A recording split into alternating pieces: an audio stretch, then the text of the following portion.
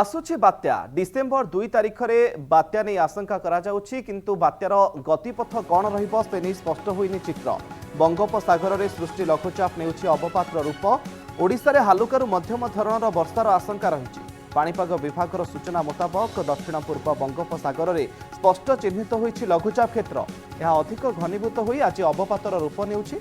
2 तारिख बेलू अधिक घनीभूत होई दक्षिण पश्चिम और दक्षिण पूर्व बंगोपसागर आखपाख अंचल में बात्यार रूप नहीं पारे।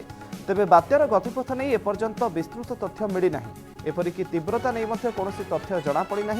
लघुचाप क्षेत्र गतिविधि उपरे आईएमडी सतर्क नजर रखिछि। तेबे यार प्रभाव ओडिशा उपरे विशेष भाव में पड़ी न पारे बोली अनुमान करा जाउछि। किंतु ओडिशा उपकूल समुद्र अशांत रहिबो। तेणु 1 तारिखରୁ केंद्रीय बंगोपसागर अंचल गभीर समुद्र को न जावाकू मत्स्यजीवी को कहा जायछि।